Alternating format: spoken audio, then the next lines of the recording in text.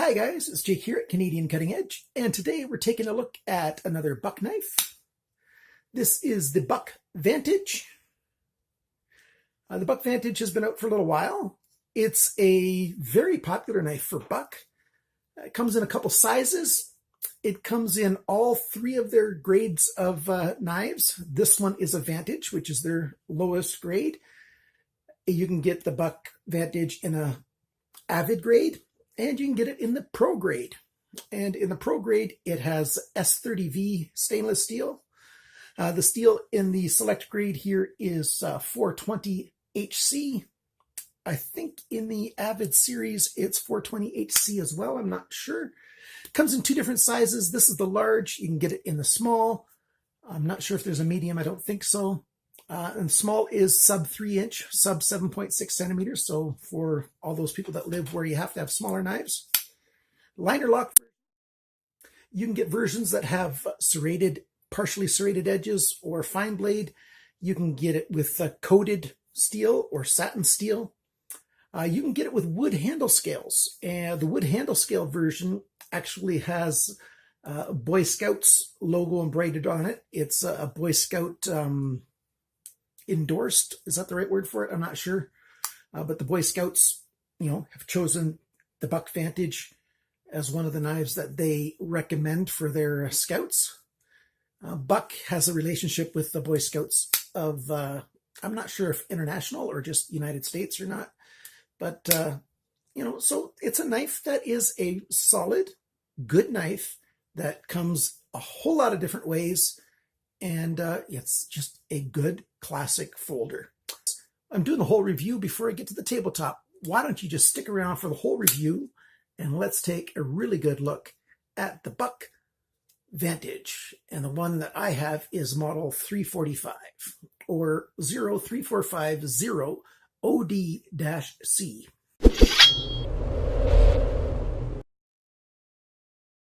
This summer, my wife and I drove all the way from Alberta to Ontario, over 3,000 kilometers to visit my parents and her family and the rest of, some other people. On the way back home, we drove through the United States, well, on the way there as well. And we stopped in a number of places, and I would always check these sporting goods stores. And there was a small sporting goods store in Montana that we stopped at, and I don't remember the name of it, and I've thrown out the receipt already, unfortunately.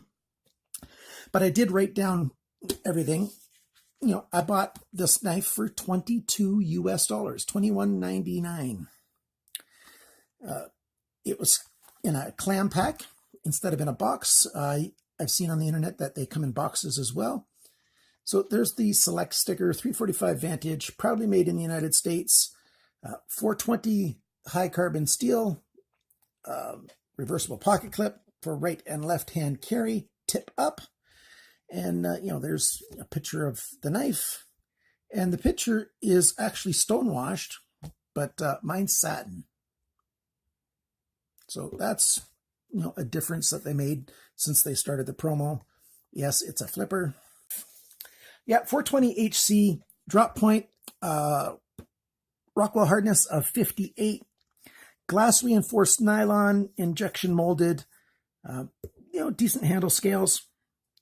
Hollow grind, drop point I already said, belly, long flat area, nice sharpener's choil, flipper, captured stop pin. I'll show you the insides of this knife. There's not really any skeletonizing done in there, and it'd be nice if there would be. It could be a little bit lighter. It's not super heavy by any means, but it could be even lighter. Nice, just a little bit, some lines put in there just to give it a little bit of some styling on it. And the pocket clip screws in at the back there, so you can turn it left or right hand carry. And of course, as I said, tip up. That's a good thing. And, that's all the basic specs about it.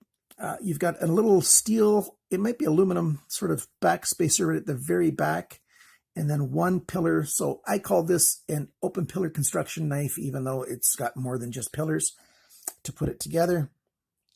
And, there you go. That's the basics of it. The measurements that I measured for this knife using my vernier calipers, which are very precise, up to, the 10,000ths of an inch. The cutting edge 8.17 centimeters, which is 3.22 inches. The blade length, so from the furthest point on the handle right here to the tip of the blade, is actually less than that, 7.9 centimeters, 3.11 inches. The blade thickness, 3.03 millimeters, which is 0.1195 inches. The thickness of the edge behind the grind, exactly half a millimeter, which is 0.0195 inches. And that's exactly what I like to see on a knife this size. I don't want it too much thinner. It gets a little weak, depending on the steel type. With 420 HC, half a millimeter is perfect. I don't like it thicker because then it's thicker than it needs to be. So that's good. Handle length, 11.33 centimeters, which is 4.46 inches. The grip area back here, 8.4 centimeters, 3.3 inches. The handle thickness, not counting the pocket clip, is 1.26 centimeters, which is 0.496 inches, very close to half an inch thick. The total length of this knife when it's open, 19.2 centimeters, which is, I didn't write down the inches. I didn't do the conversion. My vernier calipers don't go the full distance, so I had to do a partial measurement and add on. I could do the math, I guess. 3.11 plus 4.46 equals 7.57 inches. So a little over 7.5 inches, if I did my math right. The weight of this knife, 113 grams, which is 4 ounces, and that's where it could benefit with a little skeletonizing. 3.5 ounces would make this knife even more appealing than it is, and it's pretty good the way it is. It's a very good knife to grip. You can grip it, in that kind of grip, your regular, fist grip, pinch grip up here if you're doing something delicate, wrapping your 3 fingers around the handle right there. Reverse grip. It's very comfortable to put your thumb over the back there. And reverse grip with the blade facing either way works really well. It's a good knife with a good size. My hands are large, bordering on extra large, like literally right on the border. That's between 10 and 11 in the European sizes. It's a decent knife. From the factory, I've used this for a while, but I still have a very sharp edge on it, and I've carried it and done a fair bit of cutting with it.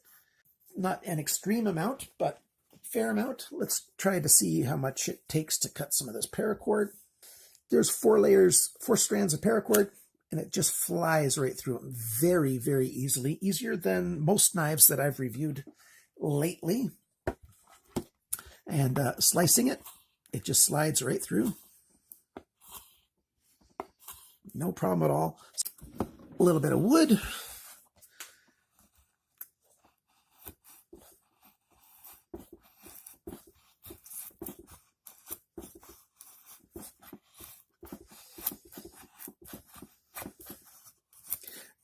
There's a reason the Boy Scouts like this knife. It does work very well on wood.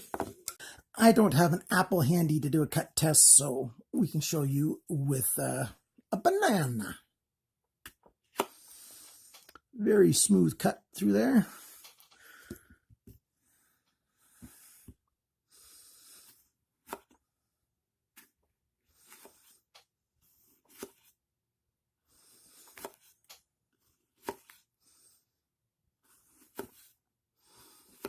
Yeah, it doesn't squash the thing at all. It just cuts it right through very well.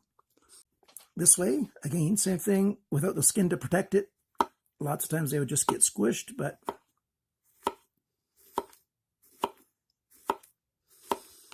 and that's just a push cut. A sliding cut always works more efficiently, but a push cut straight down, you can do that too.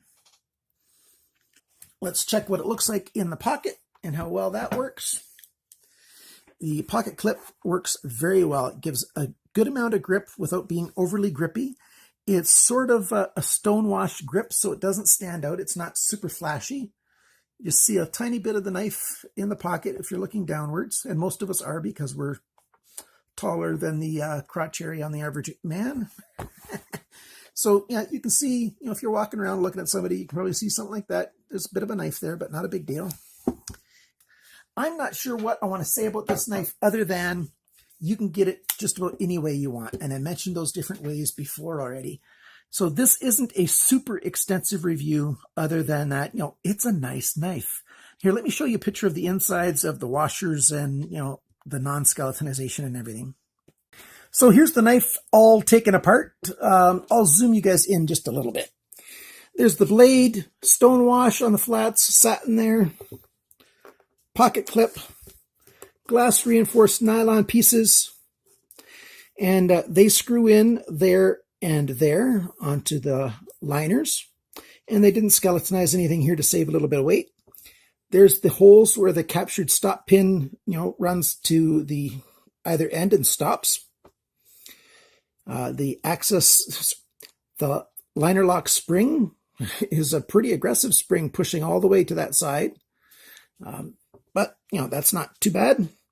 And they've pinned this thing together. You can't take it further apart than this. So, yeah, that is what it is, my friends, which means it's a little bit trickier to put it back together and get that phosphor bronze washers back in place. You get a couple of little phosphor bronze washers, and that's it. So it's a flipper, flips very well. You can see that I don't have to, flick my wrist around to get it to flip. I've not lubed or anything. I've not adjusted the pivot. I've done nothing except for use it a little bit. And with the left hand, it's a little bit tricky to use that hole because you got the liner sticking out there a little bit. So it's a little bit tricky, but you can use that hole to open it up using your left hand. You can always use your finger underneath to get it started and then turn it. So my left hand just isn't working that good for flipping right now. There you go. With your right hand, it's much easier to get your thumb in and just do that thumb deployment if you don't want to use the flipper arm. Like I said earlier, the best thing about having no thumb studs is when you're slicing through something, it won't catch on anything. I can understand why the Boy Scouts said, hey, yeah, this is a knife that's worth, recommending to our scouts. It's a good knife. You can get it in a couple different sizes, all the different options, better steel if you want, spend a little bit more money. From Buck directly, you can get the large for $44. With the wood and the Boy Scouts insignia, $55 US. But you can find it in other places.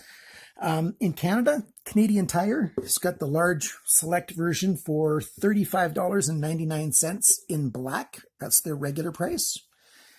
That's actually a very good price when you think about the exchange rate. At Knife Center, it's just under $28 US. Amazon.com, it's just under $28 US. The Pro version with S30V steel at Walmart is just under $54 US. Walmart.com online. Walmart.com is not a bad place to look up some knife prices. If you're looking for a good knife and you live in a place where there's just, you're in a small town in the US, but you've got a Walmart, you can buy anything at Walmart.com and have it delivered to your local store for free shipping. So that's a good thing every once in a while. So look at Walmart.com and check out the prices there, guys. I bought mine in the United States, as I said. I like this knife. It's comfortable in hand, good action, reasonable price. At least I got it for a reasonable price, $22 US. Yeah, that's a really good price for this knife. That's why I picked it up, and I like it quite a bit. So I've shared with you another knife that I like. This is a made in the United States knife, not a made in China like most of the knives I review. Sometimes I even forget to say made in China on my videos because almost everything I review is just made there. But thank you so much for watching. Please like the video, even if you don't like the knife. The video, I think, is worth a like. I tried really hard. I did some good work on it. And remember to always like, subscribe, comment, share, and cut towards your chum, not your thumb.